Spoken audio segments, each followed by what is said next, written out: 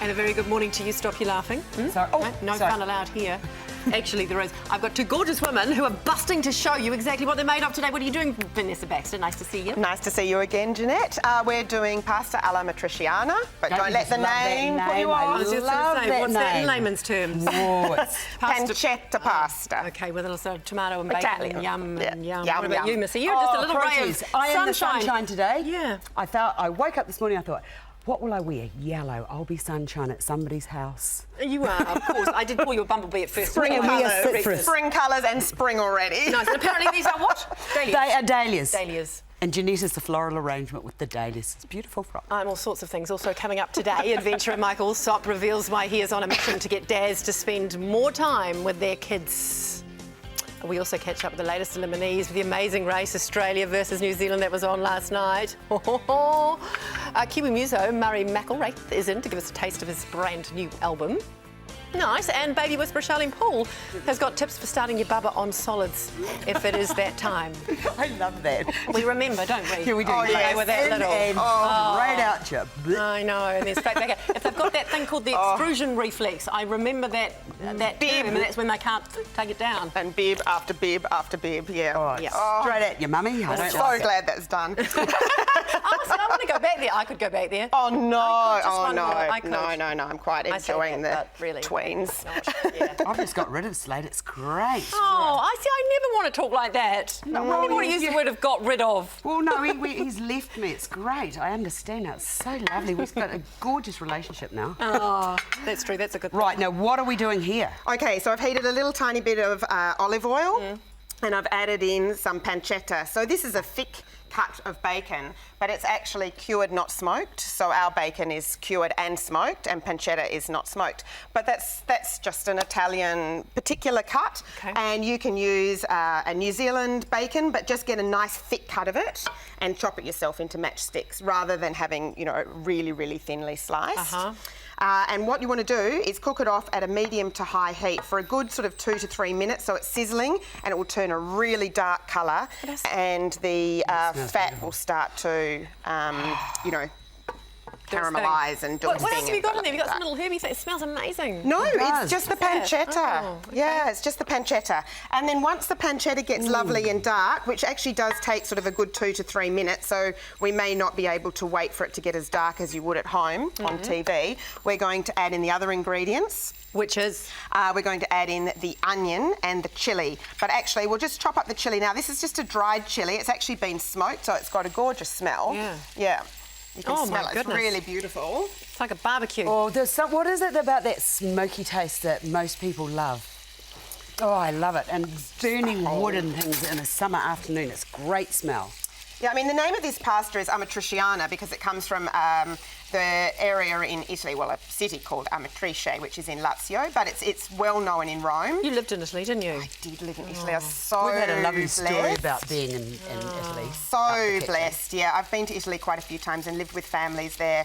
And what I really love about Italy is it's not fussy, it's not pretentious, it's just what ingredients are there and local. So every region's quite different. That must be the way to do it, is live with a family. It must be amazing. You must just get such a cool Well, you learn all experience. the more, don't you? Because you're actually within Well, anywhere, the I home. guess. Yeah, you're within the home, and it's not much different to here. You know, there's wealthy families and there's not so wealthy families. They use dried pasta. They don't have time when they come home from work to cook up their own pasta. So I'm just wondering if you could get your onion a bit smaller chopped. it's quite nice, isn't it? You spent years perfecting that. So to be honest, you want to get it a little bit darker than that, and you want to render the fat right down so that it's really dark. Yeah. And then you've got your chilli in there, and it's all about getting that pancetta and chilli and onion really, really dark. And in fact, if we just look at the sauce that's finished at the back here, you can see how rich and dark it is.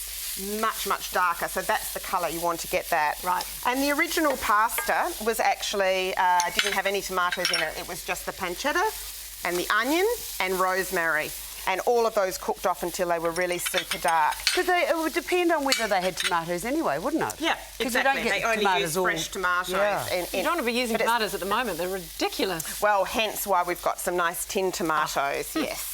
So then just a touch of red wine Smell. in there, which will reduce pretty much immediately. And then once that's reduced, you add in your tomatoes and you cook it for about 20, 30, 40 9 minutes. o'clock in the morning. It's really good, isn't it? It's a beautiful smell. But, And that's when it turns to this. yeah, it turns to this. So you want it almost dry. It's not a really wet pasta. Yeah. And originally it was just cooked with dried spaghetti, but nowadays you also get it with rigatoni or bucatini. In Rome, they tend to be. This tends to be quite popular. Is it just spaghetti? Yeah, it's a thick spaghetti. Right. It's actually it's hollow. It's a hollow spaghetti. How It's did got a they hole do in it. that, Vanessa? I'm so I sorry. need that. I need to know how they did that. Another A little tip. hole in it. Another little tip is you can actually pre-cook your spaghetti to quite al dente, so not quite there. So if the packet says, you know, it's a 12 to 14 minute cook, cook it to 10 minutes, Yeah. run it under cold water to stop it, and then at the end you just throw it into the pan for a couple of minutes. And it finishes it And it off. finishes Oh, it off, really? and Look at it. that's what Italians do in restaurants. Okay. So there's a little trick. Especially if you're cooking for lots and you want to sort of get the sauce done and get the pasta done. There's nothing worse than reheating pasta. So just cook it right at the end. So we're going to tip. throw that in there. What else is going on in your world? Oh, lots of stuff actually at the moment. I've been doing recipe writing and menu development for Nosh. And I've started my own Yeah. company called Kitchens Without Boundaries. Which is like what? Doctors Without Boundaries. Yeah, almost. So going, corporate team building events, to Yeah. teaching kids, to work with Ronald McDonald House. It's just sort of showcasing the fact that I will cook anywhere, do anything, whether it's older people, younger people, Yay. Italian to Yep. Asian, and it's really reflective of my life, which, I've been very blessed travelling and living in lots of places. So that's I really like cool. to share that with others. I'm a bit busy this week, and I just wondered, would you like to come and cook at mine? Sure, Esther. Do you do that kind of Anytime, cooking? I do. I'm actually heading to the Bay of Plenty next week to cook with 183 children at one of the schools there. Do you know what? I'm actually just going to throw this straight in here. So we're doing a whole Asian experience for a day down there because the headmaster's quite innovative, and he's taught all of the kids To cook. no, Chinese. So he wants me to go down and do some Asian cooking with them. And he said, he'd select some students. I said, no. We're going to do it with the whole school. Oh, that's really cool. Yay. So and the so that's idea it. for this... Oh, now watch this fancy thing that she's doing. Yes, Oh, well, I'm going to try to be fancy like off that amazing movie called Chef, but I don't know how fancy I can really be. So we're just going to put a little bit in the centre here.